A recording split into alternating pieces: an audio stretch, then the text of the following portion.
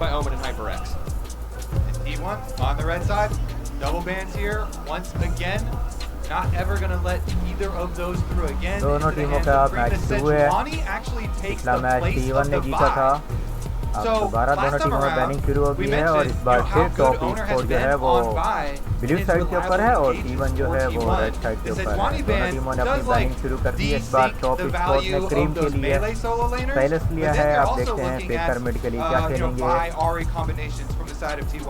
I haven't liked the Ahri picks into the Sylas though, as the Sylas that just steals your ult and becomes so problematic. I don't like the Sejuani ban because I feel like Owner isn't one of the junglers that you can easily ban out. I love rumble the के साथ Sylas V1. जबकि It's a very Rehan clear लिया sign जा of रहा TES. है They career look के at that लिए। first draft and go, hey, we threw a big curveball in game number 1, went back to something that worked for the past. Not going to be the case. And the Rumble comes as no surprise with a very early priority on the Rakan here for Carrier.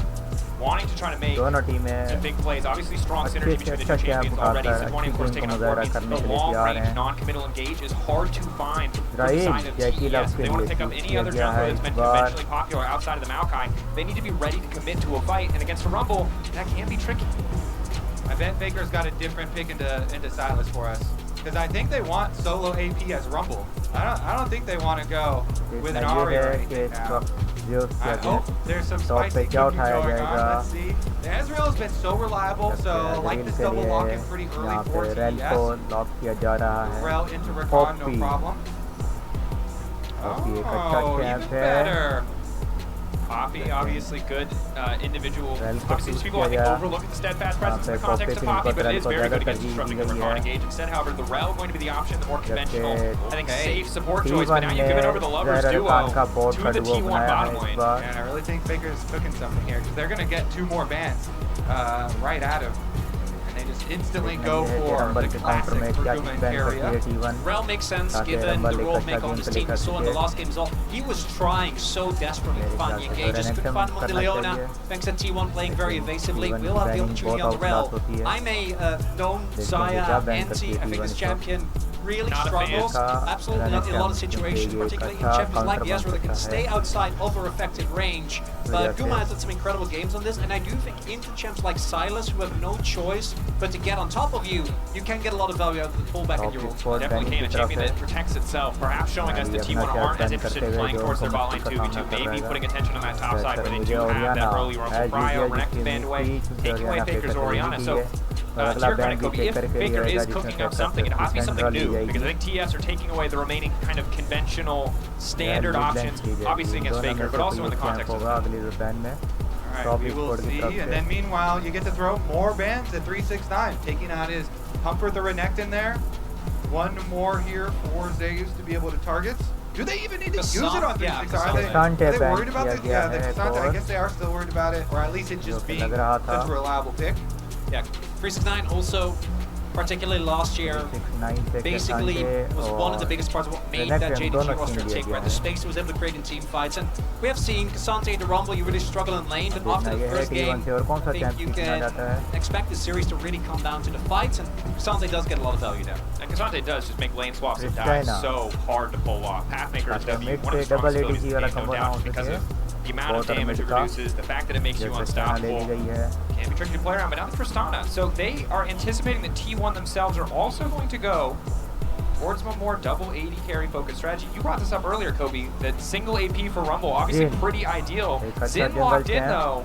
Yeah. Would be a very AD heavy comp if they only have the Rumble. Yeah, Faker's pick is very, very open right now. And if you go over some of the things that can be good in Sylas, I mean, Cassio has been mentioned before, like Vex gets thrown around sometimes, the Galio even. If you want to go really, really far out there in like solo queue land, the Fury is even pretty good in Sylas.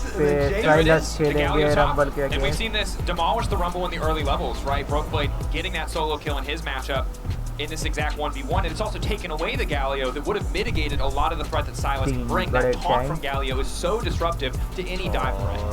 Ooh, I was actually thinking one of the biggest counterpicks we've seen to the Xin Zhao is the Kha'Zix, but I think the Viego works a lot better with the pump, a lot of upfront burst that's available here. And this Xin Zhao pick Owner is great at it. It works with T1's skirmishy style, but into a Silas, giving him that additional power. A really big ultimate could be something. This would really lean into the composition that T1 have drafted so far.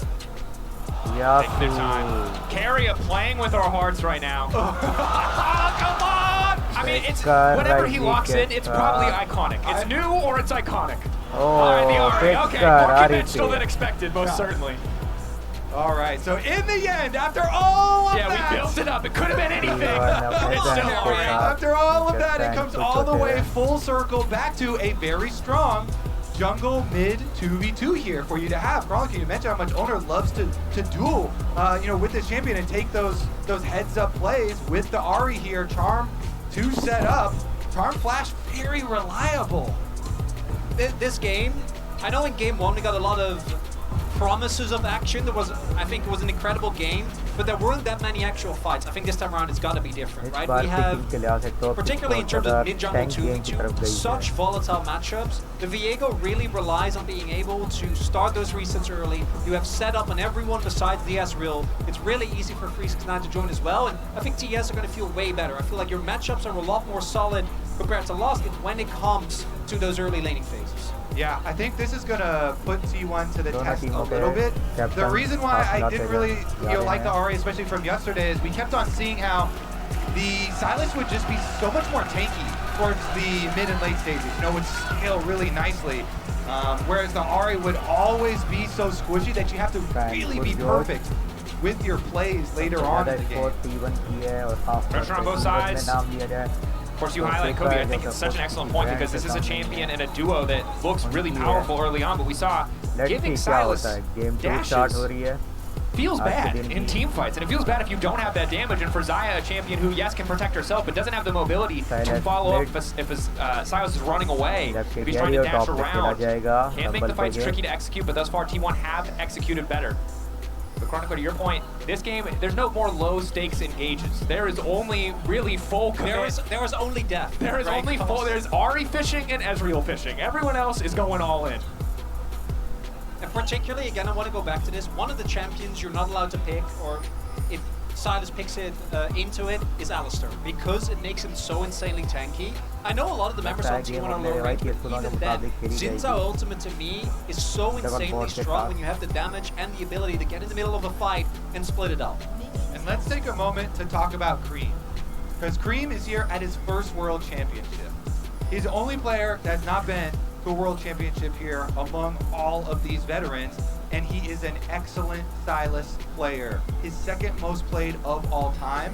You talk about really good ults to steal. The Rakan ult is another very, very good option for him to steal, along with the Ari ultimate. There are even some angles sometimes for Xin ultimate steals. And so for Cream here to be going against the most legendary mid laner of all time at Worlds, without T1 are now performing at Worlds, it's very, very big for him to get one of these really comfortable champions and show us what he can do when Silas has really been so much a part of the recent meta. A champion with so much individual agency. Mako and Jacula look to take control in that level 1 bot lane. Ezreal, of course, before that first back, notoriously very strong as long as those queues are connecting. But it's well highlighted. Kobe, I mean, it's so tough to be Cream. There's so much story, there's so much baggage, there's so much narrative around every player in this matchup, except for him. He's coming in clean, he's coming in fresh. First time in a series like this, at a stakes like this, at Worlds like this. And so he knows it's important for him to do well, to show up, to make sure that his teammates with those stories against T1 can really find those victories. Yeah, there's really like two ways you can respond to so much pressure and so much hype. Sometimes, you get a little worried and you can get a little shaky, or sometimes you can just get excited by the fact that you get to go against such a big name and try and go for those huge outplays. Let's see if the mid-jungle fights actually are as explosive as we're hoping, because both junglers have started bottom side and they're pathing upwards to the top triangle of the map, where you have two very explosive matchups here in both solo lanes. So some good options for both Owner and TN to kind of flex.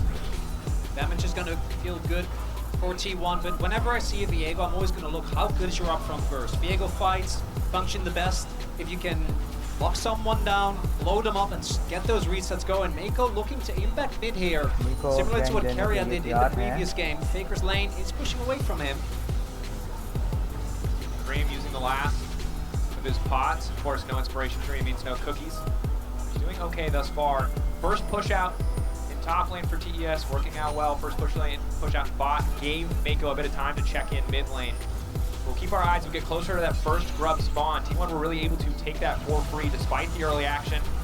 Cream now, big chunk of damage, that electrocute proc hurting. Of course, for Cream with Conqueror, it's going to feel great later in the game, but early on, it's so difficult. Charm Flash, flash response from Cream. Well done by Faker.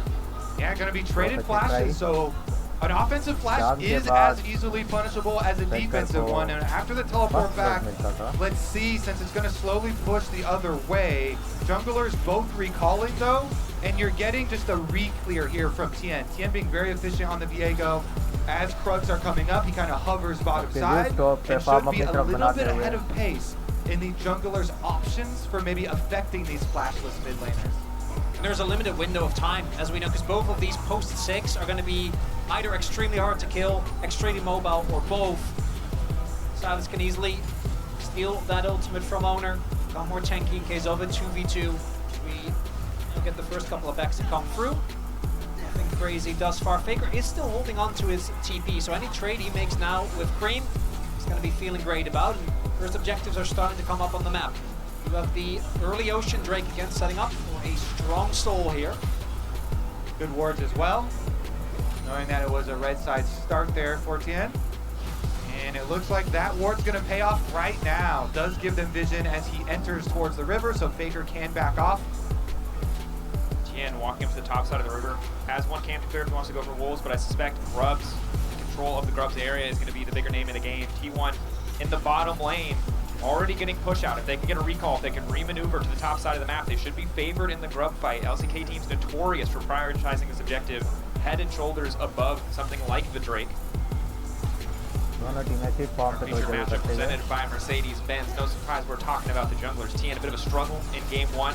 Both players this time around, Tien and Owner, obviously a lot of tools to make these individual plays across the fights. That's a big difference. In game number 1, on the Ivern, Tien's just not going to have the same agency that he does, much more supportive in how he has to play, trying to enable the rest of his teammates. Not going to be the case here on the Viego. Really want to try and go for those big pop-off fights as T1 rotating over everyone towards these Grubs. Mid lane Prio being caught by Guma and Keria, and we might have a brawl on our hands. Green level 6 can take any ult he wants. Bit of poke coming in from Tien. But again, Owner and Faker already starting on the objective. TES a little bit late here. 2 ults available for the top laners. 369 trying to come down, but forced to use that taunt. Looks like it'll be a bit of a brawl here. One stolen away by Tien. Okay, matching Grubs, TES late for the contest, but T1 debating if they really want to re-enter this area. Mid wave and bot wave in a relatively neutral position, so neither side is losing anything to be here. And Tien gonna walk away with 2. Good contest from TES, despite the initial lack of priority. Yeah, go in with Smite, grab the other one. T1 though still sticking around to clear out the vision. We get the double recall reset to the other side of the map. Dragon, of course, available. TP is still there. 369 just TP towards bot. We'll see if Zeus feels forced, or looks like with the wave state as it is, he'll be able to hold on to his. It's gonna be something that T1 might look to play around. Small early adventure for TES because they did also commit 5 people.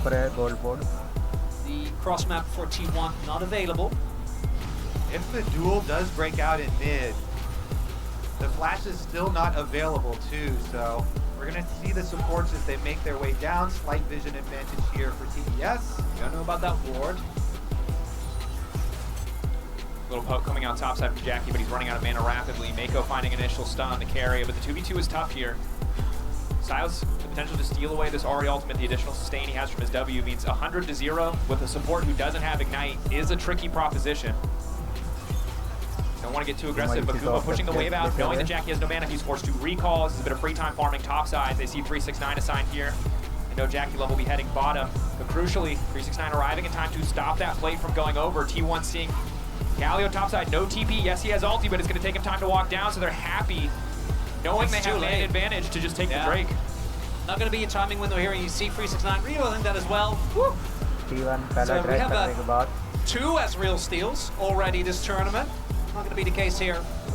T1 get the dragon, so the early grub, they get their revenge. Guys, remember when we promised that they were going to fight and beat each other up? Yeah, I know. Did you promise that? All I'm saying is, no, that was you have more me. hours casting T1 than either me or Kobe combined. So I promised it would be a banger series, and I still feel like we can fulfill on that promise. yeah, banger like chess is a banger though, not banger like MMA is a banger. Yeah, maybe. yeah. You know?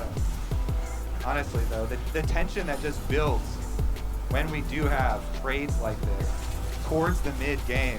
And honestly, to your point, like we fully waited out the entire flash timers of both Baker and Cream that were expended in mid lane in a matchup that can be very volatile with 2 jungles that can get very aggressive.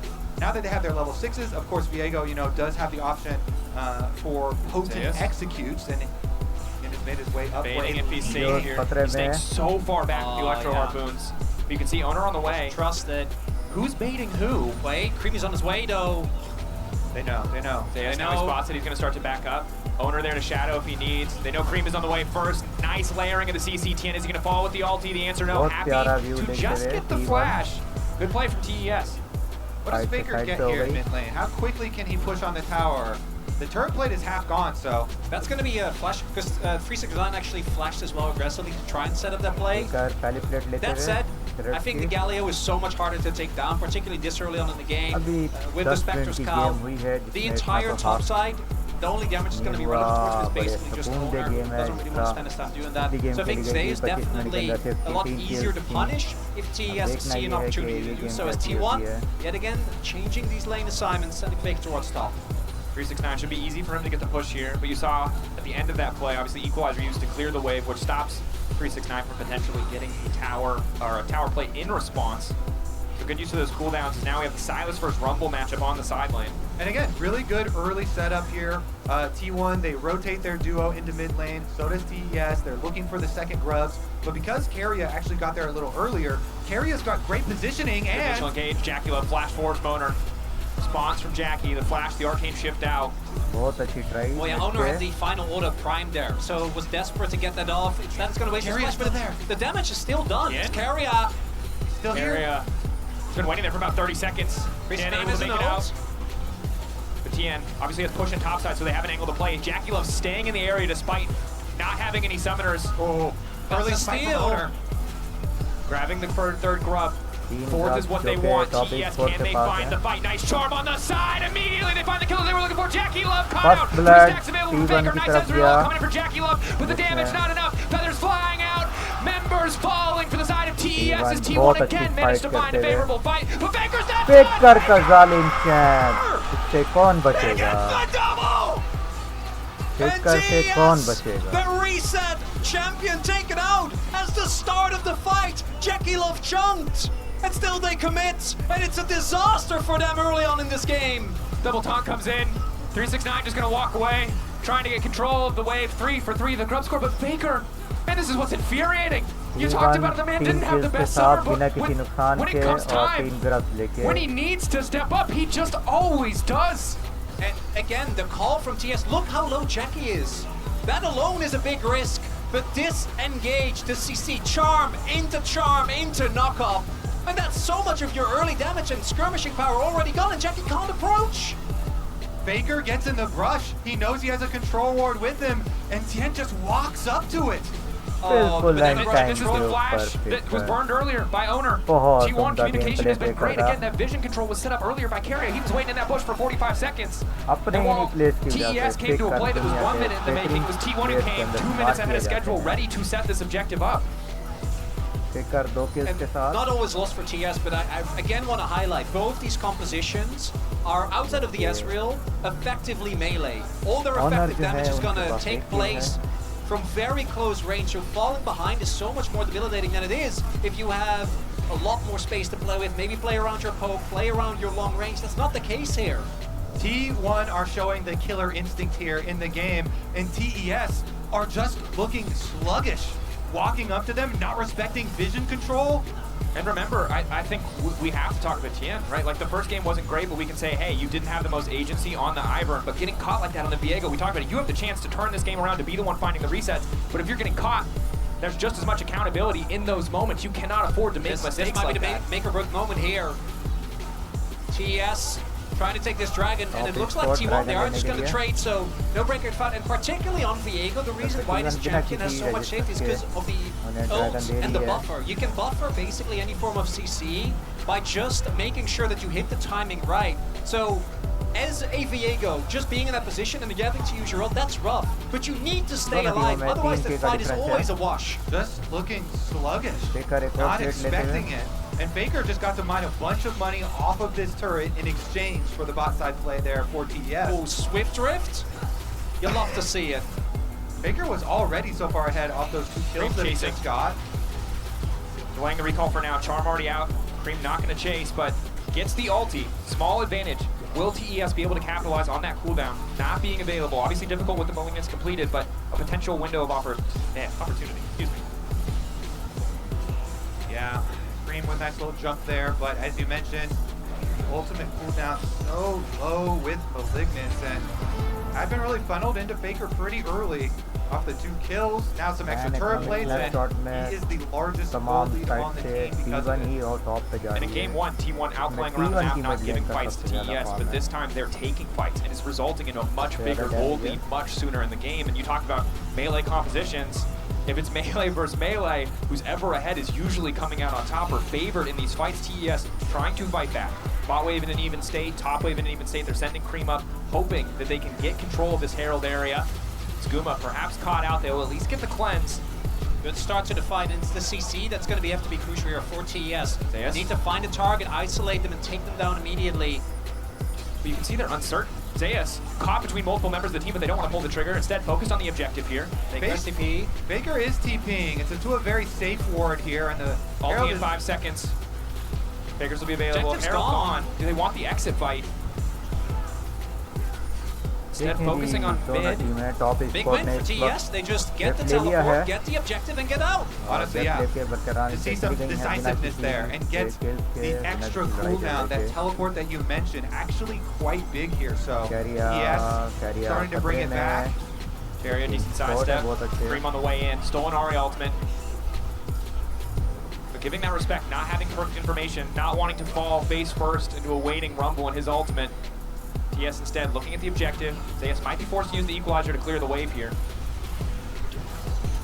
And even though they weren't able to actually make it, we've seen the mental resilience of this TES team in international. Even go back to MSI, they were down 0-2 to Gen G, turned that into a grueling 5-gamer, almost getting the reverse sweep. And this goal deficit, it's rough, but you can still fight your way out of it. Again, stands or falls by how a fight starts. All of these last objectives go the way of TES. They get the Dragon, they get the Rift Herald, they get the Tower Towers. Breaking open mid is big here. That much more control over the map. Potential. That's Jackie. Jackie Love in. T1 starting the fight. Spinning around, not quite sure where they want to go. T1 stopped the Herald charge from being effective, and they're going to keep the fight going because they see Jackie Love hightailing it out of there. Bit of an awkward exchange. TES get no value out of this Herald. Jackie drunk? What's going on? That was a full circle there. He ended up not wanting to go all the way in because of the positioning of Keria. It's a bad sign when your Ezreal nopes out at that point, but Cream fishing for the 1v1. Faker still 1 dash remaining. Again, I think in the isolated 1v1, Cream you'd expect to be pretty favored, just given the sustain innate in the kid, the additional CC he can bring when he has the Ahri dashes available. I like that little release of tension, though. Yeah. from the mid lane. Everything had been building and building and building. It's like the design team planned to give us comedic relief in high-stakes League of Legends when they allowed Herald to be driven. Rift Herald is truly a gift. It's a lot of moments. You know, they can be great, they can be heartbreaking. Certain players, I mentioned already, maybe are not allowed to drive. Not allowed to drive, nope. That said, this one not great or heartbreaking, just a little awkward. Just TES, yeah. They're going to give up a bit more probably than they would have wanted, a bit more of 369's health bar, but all's well that ends well, and for now at least they're holding on to their mid lane tower. That said, Herald could have been big, could have been a lot of money for them, so not getting that advantage is going to hurt TES, but you can see that while T1 had about a 2k gold lead earlier on, it's getting closer and closer as TES pick up more resources across the map. So nice sport. I hope that we actually get a confrontation on this Drake, because currently TES is recalling to go purchase, and then he should head on down for this objective. Does have his teleport, so he can actually go catch the wave and then threaten with his teleport to come join the fight. Meanwhile, 369 Galio ultimate is ready. You have to be careful. T1, you're gonna have to try and draw out the Galio ult without fully committing to the fight. Take a reset.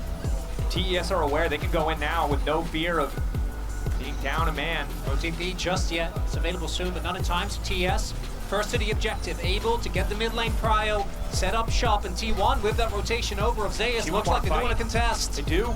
They leave top wave in a relatively even state. Bit of poke coming in from Cream. Has stolen away the Rakan ultimate. Ready to go. Zoning away, 369. TES, priority setup. T1, what's the angle here? They hold the choke.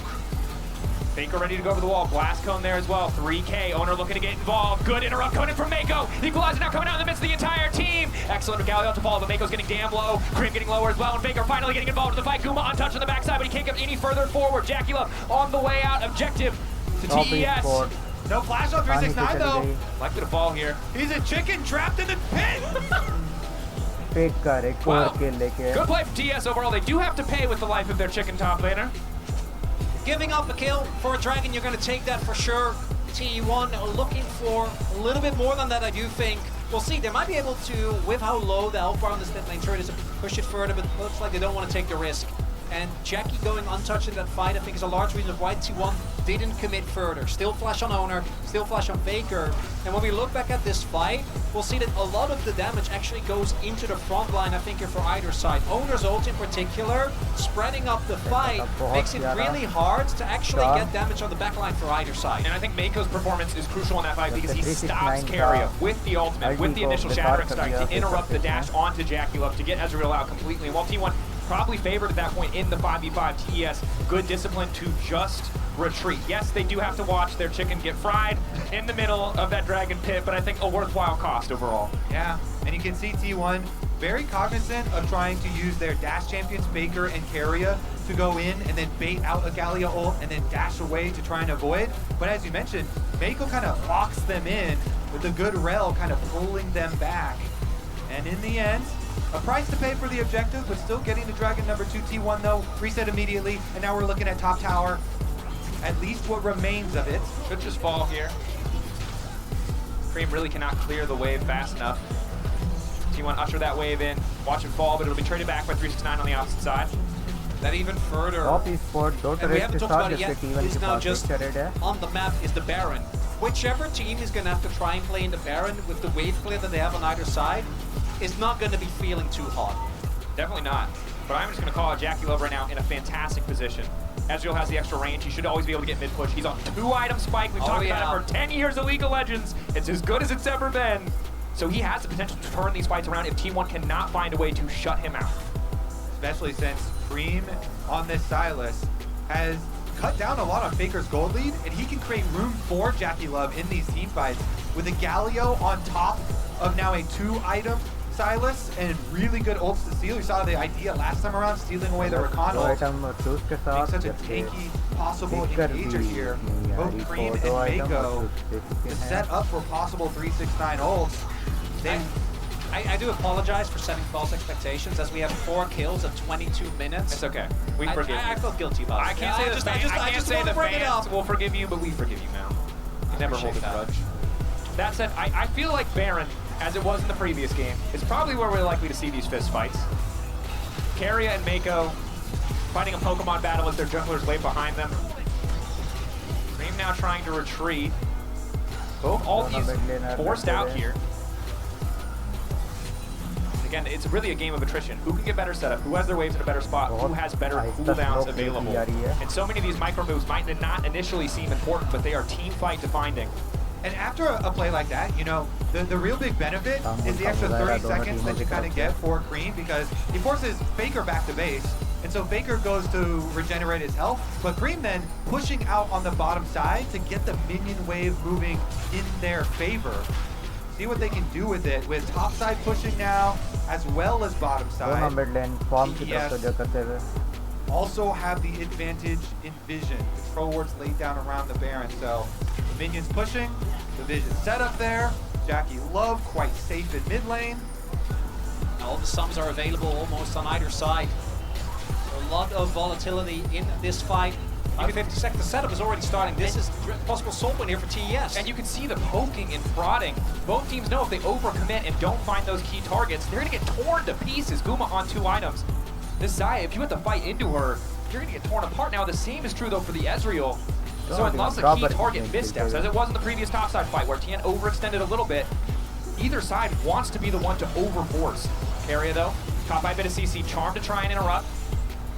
Bit of trading of health bars. Aftershock down, as well as Celestial opposition though, means Mako is quite squishy. At least the next 30 seconds. Banana brush control here for T1. Faker fishing for some poke. Charm gonna go wide. Mako's so incredibly low. The poke from Guma here. Mako actually gonna have to reach that? They just have to give it up. Without Mako, I don't think you can team fight. And it's just a second Drake. Just the poke there. Faker, Guma, T1. Finding an objective with chunk damage. Back mid, they don't want to concede mid tier 1. Actually really like this from TES. So they identify that they can't make it. Zeus had already packed towards ball trying to get that turret. And then instead TES push really hard in mid, forcing out a TP. The turret will still fall to the minions, but I think getting that cooldown is a big win nonetheless. And they hold on to this mid lane turret though. And you have to understand, despite the small goal difference, these teams are so damn close. Equalizer comes out. The TES, again, don't want to overcommit. Every objective, every setup, every small cooldown exchange just continues to build pressure on both sides. Both teams know if they are the one to fail, if they are the one to fumble in a team fight, this entire game will slip away from them. You see T1 checking the Baron here, making sure that TS are not going for anything fishy there. It's going to come down to the clutch factor of these mid and late game team fights. The setup here, you can see, just hinging on a little bit of poke damage. You don't even have to get the kill. Force him back to base, and look, you get the objective. I'm just saying, you're down a game against T1, and now the analysis is you have to out-clutch them. That's a lot for anyone to deal with. We talked about Cream earlier for TN as well. These are players who have achieved so many things, right? But I think still, you look back to last year, it's so crucial that an LPL team can take down T1, not just because they haven't done it at Worlds, but because of what happened last year in TES. Coming into this tournament, you would have thought that they would be favorites to do so. Now, can they show that level of performance? 369, good initial taunt, get some poke onto Faker, but it's really all about the objective setup. Electrocute proc. 369, not taking a lot of damage there. And without Guma, they're just not going to be able to shred through this guy. He's there. Obviously changes the equation, approaching his third item now, and this turret still being held on to as Keria did get spotted there on that banana brush board. Keria locked up, good initial CC, ulti coming out from Cream as well. Charm will be traded. For now, just the ultimate cooldown. In the meantime, they're losing their mid lane tier 1. Not hurting too much. Jackie Love going forward, Faker dashing away. Somebody needs to die! Why am I here? I'm just gonna I'll shut up. I'm playing with my caster. There's nothing to play. They're not killing each other. Are you telling me you're not satisfied with 2/3 of an HP bar? No! No! But TN might not be either. No, he is. Okay, my bad. We're playing for objectives, Dracos. The bot side is also to pushing clear the wave. Bot wave pushed in, forces response. TES have priority access on the Baron. They don't have the best Baron taking call right now in terms of itemization. It's not the Blade on the Viego or the Kraken. It is Black Cleaver. We are biding our time. Okay? We will strike when the iron is hot. We will not make a mistake. And I think either team, for T1, it's understandable because if they're able to win this game, they're up 2 match points. And for TES, trying to fight your way out of that against T1 of all teams will be a nightmare. I feel like we are very close to Dracos going on strike and just not even talking until there is an actual team fight. Actually, Dracos, I think we have a good front points. Maybe you can get us a cup of tea. I'll be back, guys. I'm sorry. You guys, if they fight, holler, and I'll shout. Yeah, we'll get you over here. I'll be back. Okay, we wouldn't do that to Dracos. That'd be very He jumped. Why would you? You know, I wasn't joking when I said the tension is building. All it takes is like every time a supporter's in a brush, just like this, we are seconds away from perfect CC layering into death into Baron. They are proccing opposite. Well, at least Mako's got procced. Just getting that cooldown. That 30-second cooldown. Oh, yeah. Again, they keep toying with us again, though, because TS are able to push the side lanes. They are able to get step 1. push side lanes in. Then you look around. When are we going to get the full commitment, though? T1 are just so touch and go while still looking for poke here, you know, walking up and getting small chunks of health. The tower in mid lane, the most important one, still stands for T1. Their point of defense here, their point of safety. Jackie trying to poke as much as he can. You see it is landing. T1 pulling their way in. Is this the time? Crab taken down. You can see Gumayushi deletes waves. Ezreal can get to them first, but Guma kills them so much faster. Gage carrier gonna go a little bit wide. Has the battle to make his way. Jackie hitting some crucial poke here. In the slow battle, TES favored thus far. Again, if they can bait 1 or 2 ultis, it's easy for them to continue to step up. Jackie with a couple of forward-facing arcane shifts. You can tell he really wants it now. Neither team sitting on soul point as well, so neither team can commit too heavily towards this Drake. At the point in the game right now, approaching 30 minutes, either team can definitely take down that Baron in a very short amount of time. With Carrier down a heal, down his health bar. This time TES are looking to take this dragon uncontested, and T1 will be T1. They weren't willing to force. Oh, the poke again. I mean, Devori allows Guma to just obliterate his objective, but that initial bit of poke hitting him does matter. Tien doesn't have enough vision here to be confident to step up. TES instead fighting for mid-wave control. They go again. The stays back and forth, prodding, hoping to find these cooldowns. The weight of this moment, either team knows. Viego resets, Ari resets. One misstep. Carrier again fishing. In the earlier fight, it paid off for him. They know that T1 are so famous for burning Barons that TS don't even start it. They don't even want to take the dragon. Charm, T1 strike the initial blow. TES, do they feel like they have to fight here? T1 looking to bully off the mid wave. Equalizer goes down. Not gonna find much effect. And Faker's low. They're down a man. With the ulti now coming in, Faker able to walk away. Ezreal not going to connect. Crucially, Green 369 ready to step forward. Jackie Love safe for now, knowing a lot of those ults are missing, knowing that Faker is out of the fight for a moment.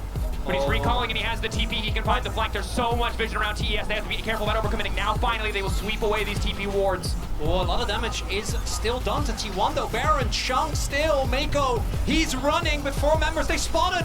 There they attempt the flank. They don't have perfect information. Carrier now trying to make his way out. This charm crucially coming through, hitting 4 members. T1 is taking so much time, and Oda goes in, Oda finds Jackie.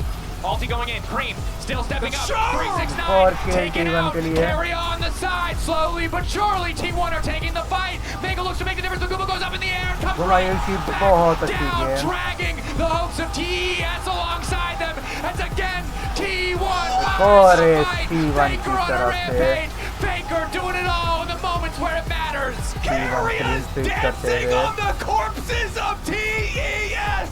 That was insane footwork from the Rakan. It's a clean ace बहुत प्यारा for the Baron. Possibly for the game. As the tension builds and deflates in just a moment. Fellas, it's a clean 10-0. And you look back, you highlight Carrier again. That sidestep is everything. The fact that that stun does not hit from Tien allows him to do so much work.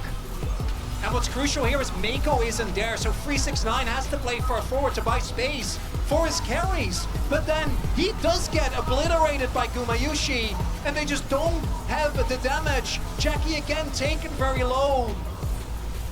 And then Faker, in the end, cleans it up. At the end of all that, I have one question for you. Dracos, was it worth the wait? Yes!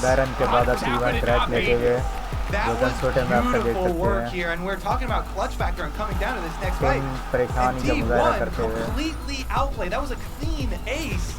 10-0 the score with the Baron, with the Dragon. They want more. Cream trying to make his way out. He's already been locked up. Perfect CC layering means the Silas is on his way out of there, but he manages to get the dashes out. In time, he holds on. Again, name of the game is survival now for TES. They were on even footing for so long, but with this Baron buff empowering T1, they have to play on the back foot. They have to respect the potential for the push here, concede these tier 2s, give up what they have to, hope to find another fight, another chance to come back in this game. Zeus, Gumayushi and Kara have not yet died in this series. There have been so little kills. These fights, as explosive as they are, I feel like I have to apologize also because I was promising like banger back and forth 5-game series. Yeah. But with the form that T1 are showing, that is not the case. They are dominating. Discipline. So solid, and now they have a lead. Now they can afford to take risks. TES caught out. Faker coming over the wall. Beautiful equalizer into 3. Now all the TES backline has been forced away from the fight. Cream isolated to 1v1. Tries to take an equalizer through his own, but it does not matter because Jackie is in trouble. Jackie trying to make the difference. With the orb of deception takes him down. Zeus in the 1v1, but not for long. Owner on the way. Wind becomes lightning. Will not connect. T1 forced back, but the base of TES is crumbling. You've got world champions inside your base. What do you do? Not a whole lot. There's no members. Only Tian and Cream trying to hold on, but they don't have the items. They don't have the wave. They don't have the wave flow. He goes in. Charms in, but there's nothing he can do. T1 इस तरह से अपनी दूसरी game जीत गई. T1 again show